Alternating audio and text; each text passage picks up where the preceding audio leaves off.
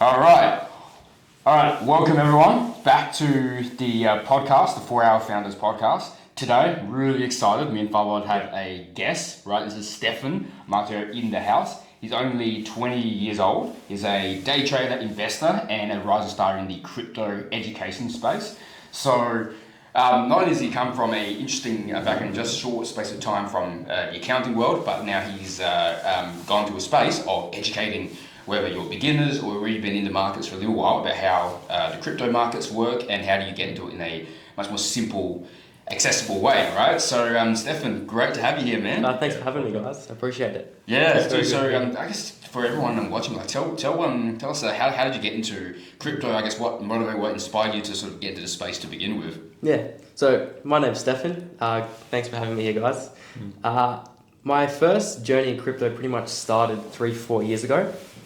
I came across a TikTok live video of a person called Andrew, and he was talking about the world and about how COVID was here and the vaccines and all this. I was automatically interested, and then he started talking about crypto, and that's sort of switched my mind, and I started learning about how to read charts, how candles work, how to actually see what's going on in the market. Yeah. And I was just intrigued, and I kept learning. And from that point, I just did my own research, watched videos on YouTube, wrote my own notes in a nice book. And I just kept learning and learning and learning. Nice. Yeah. And it pretty much got to a stage where I was like, okay, I'm trading, I'm investing, I'm making some really good money here. And I was working at an accounting job at the time. And I found that working at a job wasn't going to give me what I wanted in life. I wanted to go further on, and I just found myself at work not doing any of the work at all. I was looking at crypto tax. Yeah. Financial freedom, I guess that was the key. Yeah, big time. And how did it come from? What drive you to get into the financial freedom for you? I think it was just really seeing my parents and how much they worked to give me the life I wanted, and I just think number one, giving it back to them, but also not having to stress out about money every day and not having to stress out about this bill and that. Just being able to do whatever you want is the real big thing here. Yeah, that's a big powerful, man. I guess crypto particularly as well. Like it's a pretty big learning curve. Especially at the start. I know some people might be thinking, wow, all of these charts, and I guess the whole space as a whole. I suppose for you, how did you navigate the learning curve initially for yourself? I think for me, obviously we know crypto is very volatile. It moves very quickly up and down. Yeah. And then, we were talking before about the psychology of it, but it's really sort of being in the moment, like really understanding what you're learning, because it applies to all markets. It's just that with crypto, you can make money quicker because of the quicker price movements. And that's all it is. So, it's really getting into the foundations, educating yourself, and not just going in blind. Yeah, for sure. It's so important, especially to have a mentor in place and just like following proven processes and strategies and so forth. Do you have many mentors along the way as you're starting the crypto journey to now, or? I had that one person I found on TikTok who I eventually learned from. He had a course that he ran, and I learned about technical analysis, candles, and then looking at live exchange with leverage, etc.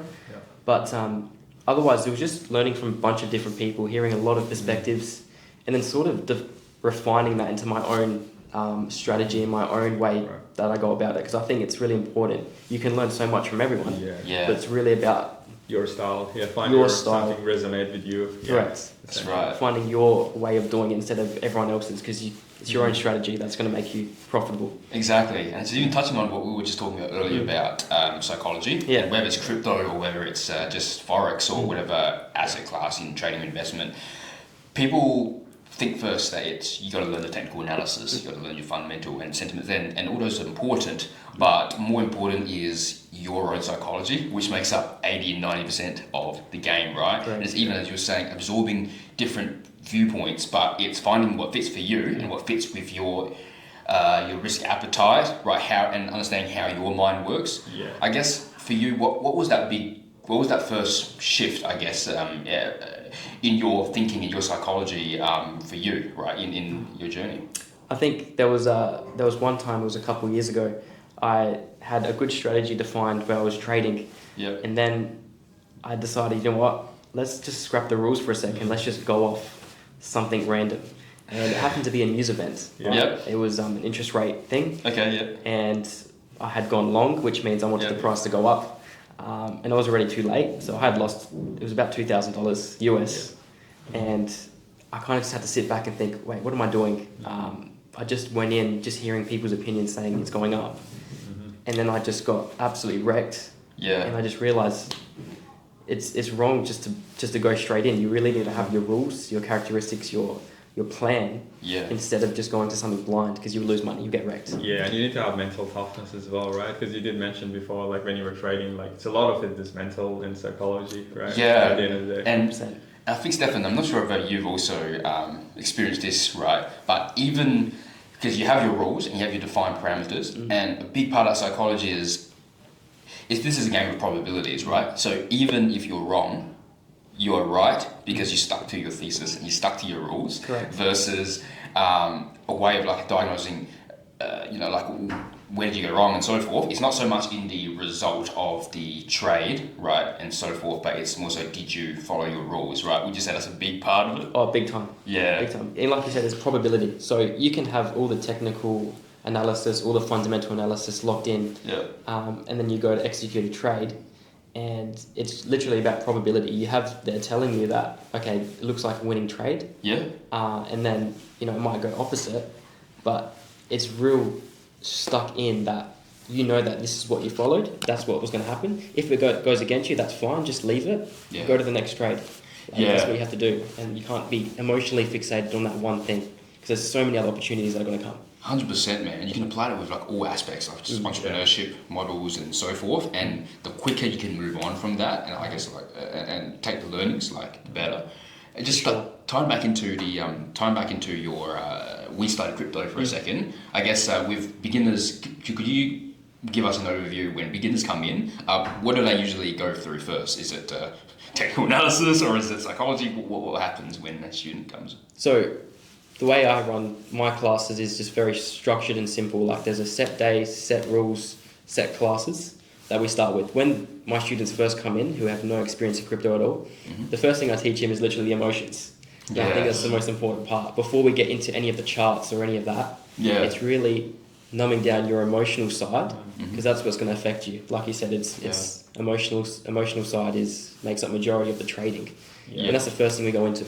Definitely, bro. Like one thing I want to add to that, like, because we actually cut out this audio thing. We have a bit of technical issue. What I'll do is like we just speak through here. I think that'll be easier. Yeah. Okay. Yeah. So I'll give you this, and we can just keep this in the middle. Yeah. So for example, if I'm speaking, like I'll just speak, and then I'll just pass it. All right. So we just have to deal with the technology. Yeah. So, I think that's my hotspot turned off. That's No stress, bro. That's all right. Yeah. So. What you were saying, like I just cut out. Yeah, the emotional side. That's the first thing we go into before any of the stuff, because it's the most important part. And most of the time, people that come into learning crypto first either have full-time jobs, full commitments, and it's really just making them focus on crypto itself and trying to take out those distractions, because it's really focus based. You really need to lock in to really understand it. Yeah, you need to like lock in like what you're doing and like just go all in, committed.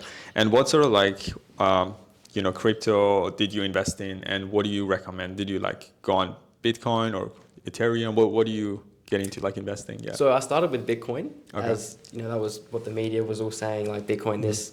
But then I started doing research, and I learned about a whole different investing aspect. We call them altcoins. So alternative coins than Bitcoin and Ethereum. Yeah, and what is like meme coin? They say like meme coin as like similar to altcoin? Or? Yeah, well, meme coins are another industry. I mean, meme coins are in itself are just come into this market. Yeah. And it's funny you bring that up, because I was talking to a friend at the 21st, and he does meme coin trading only. Nice. And he says that, I said, don't you think meme coins are embarrassing to the crypto industry? Like considering how big crypto is going to be in the future, don't you see it as embarrassing that these memes are literally making people money? And then he gave me an interesting perspective where he said, well, actually it kind of brings new people into the market. Like it brings all these different heads in, and it makes obviously more people that come in, they're going to get interested in crypto, they're going to invest more money, and that's only going to increase the total industry demand, really. Yeah, interesting. And also they always say like you invest most of the money in like actual coins that, you know, the value is going to go up, and then 10% or 20% like put it in meme coins or altcoins. Yeah. Yeah, is that how your Yeah, strategy? I like to invest a small part into diversify. meme coins because I still think they're popular, they're in demand. As much as they don't mean anything, they still move with Bitcoin. For sure, yeah. Definitely should have a little bit there. Yeah, not too much. Yeah, it's like a little penny stocks, right? You just have just a little bit, just almost like the money that you just don't care, right? And so on, right? Correct. I guess and then just want to go back to the emotion side of things. With your students, do you, and then I guess there's like say processes or rituals or like what does that look like? Because obviously psychology, right, is a very psychology is a very challenging part. I guess how do you walk through them initially? So there's this book that I created. It's called The Emotional Crypto Deep Dive. Right. Okay. And it goes into literally, okay, what are emotions? What are emotions in trading? How does it relate to the crypto price? Yep. And what I do with this book is that I have a 3-month course. Every single day at the start of each month, we go through that book again. So we go through this exact same book, nothing changes. It's just them giving me that breakdown again of what they've learned from it, what they found from it, and how they're applying with it from the previous month that they learned. So it's always making sure you just don't learn it once and leave it. You come back to it each month because it applies to whatever you're learning. I like that, man, because it definitely reinforces a lot of the learnings, and whatever gets to reinforce, right, it becomes part of your new reality, and especially people notice with, let's take a very simple example, like going to the gym, right? You're reinforced by the fact you're getting stronger, you're getting more fit, right? So you go to the gym, you can physically see it. Now, the mental game is something which is, for lack of a better word, intangible, right? It's out there in the ether. So that's very cool that, let's say, for example, every 3 months you have that ritual where, okay, like let's remind of the principles, so then you just like lock back in and you're back into that sort of alignment. I guess. What do you think are the biggest mistakes, from your own students and people you see who trade crypto as a whole make? Yeah, obviously there is mistakes come with the learning. Yeah. And I always tell my students that if you don't identify this pattern correctly, always reassure them and say that's part of the learning. Like that's what I'm here for. I give really good feedback with my, because they send homework in every day in the lesson I mark it to make sure their progress is going good. Yeah. And always give good feedback. One of the biggest things I see is people not applying back to what we learned. So, learning about support and resistance lines and putting them on the chart, which is one of the most basic fundamental things everyone should know. And just always applying back to the fundamentals. A lot of people kind of go to the extreme and try and get answers that are a bit more advanced. But when they just stick to the simple stuff you learnt already, that's the way you're going to learn better and be more profitable, is just sticking to the fundamentals. Going further on. And it's really like consistency, hey? That's like the biggest thing there. Yeah, no, 100%. Yeah, something I was going to ask you, like let's say someone wants to get into the trading space, like what is the best next step they can take essentially? Like who do they go to? What do they look up online? Like what are your thoughts on that if it's a complete beginner? Yeah, if they're going straight into crypto alone, I would recommend that they just honestly do their own research first. I'm a visual learner, so I like watching videos and seeing examples. Personally, for me, that's how I learn, and I think people should do that as well. But it's kind of based on how they learn best. Do they learn through reading articles? Do they learn through watching videos, listening to people talk? Yeah, because I think it's the graph as well, right? So seeing the pattern, like in the past 12 months or 5 years, how it's been going up and down. So studying it, right? So what are your I guess like learning curve once you look at the graph? So like what do you look for like in terms of like a crypto? Yeah. With me, I'm a big person on trends. I always teach my students that your trend is your friend. So when I like to look at charts, I always like to look at the overall trend. I like to go on a higher time frame. I like to look at the total perspective of the market. And we can use different indicators to help you, like moving averages to help you. But it's just really seeing where is the market at right now. Are we creating higher lows, lower highs, just general rules?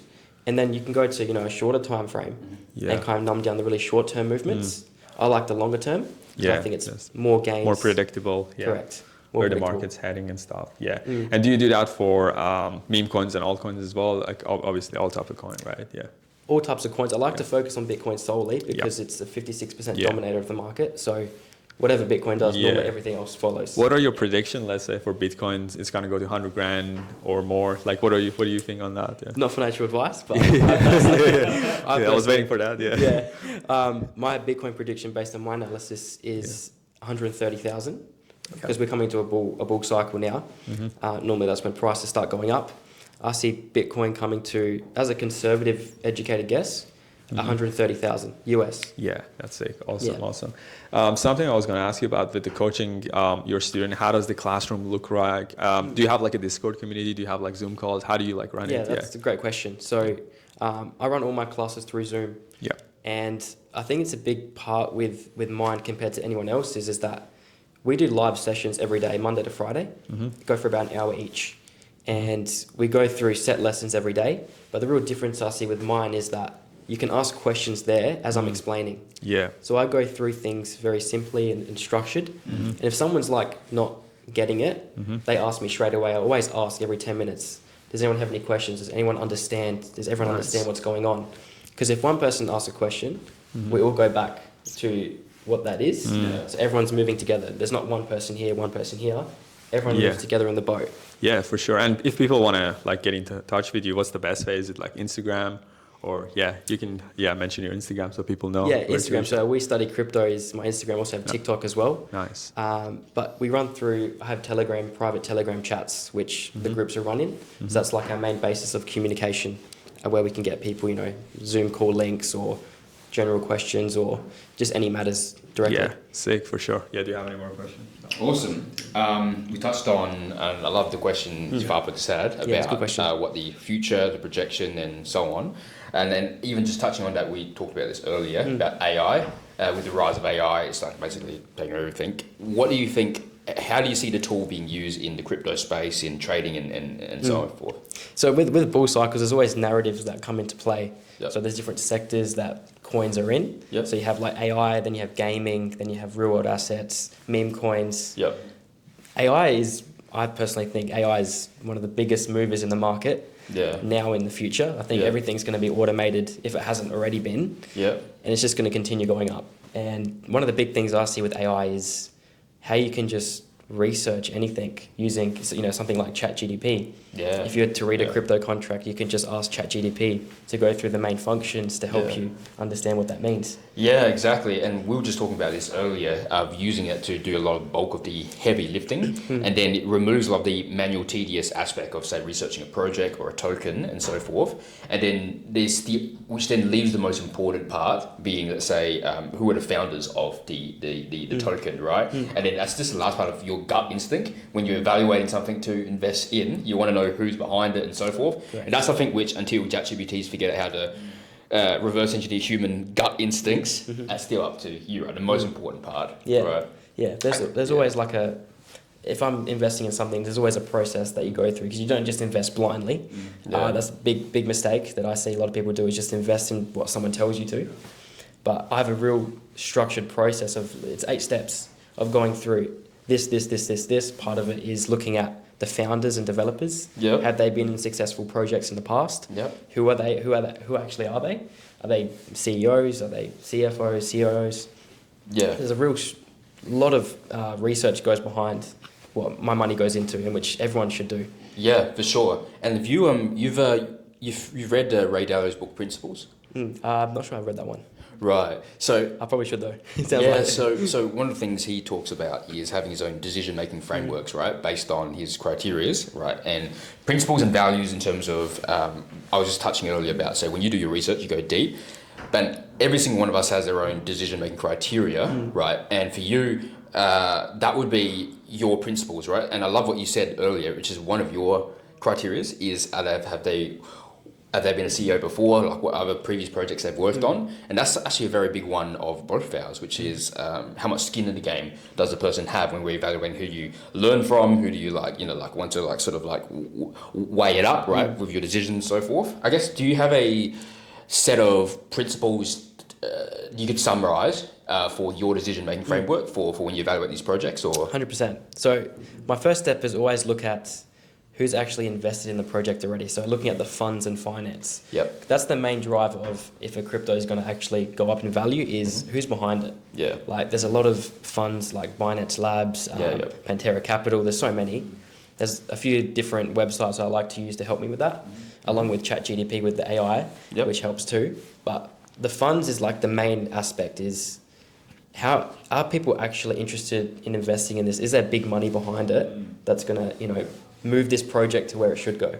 Yeah. And there's so many other things go involved, like marketing, social media. Are they posting frequently? Is there good graphics? Are they always updating their customers? Yeah. So, Something I was going to ask you, have you invested in Tate coin? Tate coin. has a new coin. No, actually, I haven't invested in that one. Yeah, I think it's called Daddy Tate coin or something. It's hilarious. I have to say it. I've heard of that one, yeah. I think, Would you start your own, let's say, crypto project like Down the Track? Is that the goal of yours, or probably now you'd rather be like?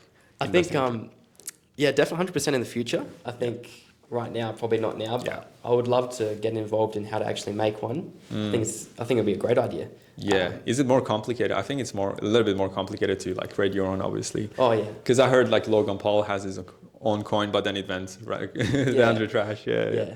It's a lot harder. You need a full team of graphic designers, marketing people, understanding the tokenomics, so like the numbers behind the coin, supply, market cap. It's just a lot goes into it. A lot of planning, but definitely something I would look forward to doing. And also, what do you think is the future with crypto? Like, let's say with Bitcoin, right? So you can go to shops now and then you can pay by Bitcoin. So that could be the future, I think. Yeah. Oh, 100%. Even Adelaide Oval announced earlier this year that they're accepting crypto payments. So, and a lot of people are starting to do it now. So and it's a lot more secure than bank as well, because I heard bank in China that they can freeze your account, things like that. So there's not a lot of security on that. So what are your thoughts with security with cryptocurrency? It's a lot more secure, 100%. Compared to bank. I personally think crypto is like the solution to finance going into the next few years, 2030 and onwards really. It's completely decentralized.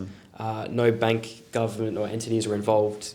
It's complete seamless. You just send a transaction, it goes through, and you don't have to worry about any of these other things that come into it that banks set on. True. And I think there should be a lot of more financial education about crypto and Bitcoin. Like, I think it's lacking. There should be more. Yeah, that's 100%. I agree too. Yeah, that's true, man.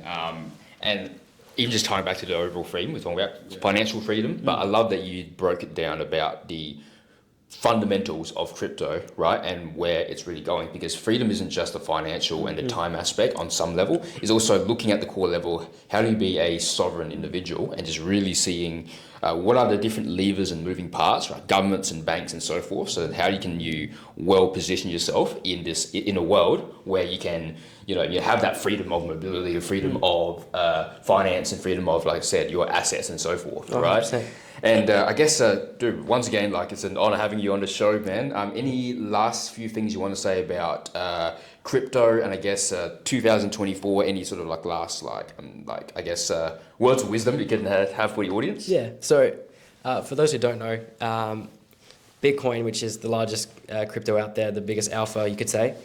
The big thing I just want to educate people is that Bitcoin has a fixed supply of 21 million tokens. So no one can create more Bitcoins once that total cap gets reached. And I think the big thing there is that it's a scarce asset. A lot of people have related it to digital gold. And that's how I like to refer it as. It's something that's only going to go up in value as more people come into it. So looking at, supply and demand, less supply, more demand in the future is only going to increase Bitcoin's price. And then obviously all these other projects that have good fundamentals are going to grow with it. So I definitely think crypto is a solution for finance. The real big thing I love about crypto is it works in 4-year structure cycles. You have your bull market, then you have your bear market. So yes, there's going to reach a point where everything goes up, and then there's going to come to a point where everything comes crashing down, and you can position yourself to gain on either side, which is fantastic. I love that, man. Thanks for sharing. And stay tuned, guys, for the next episode. Great to have you on. Thanks, guys, and I appreciate it. Thank you very much.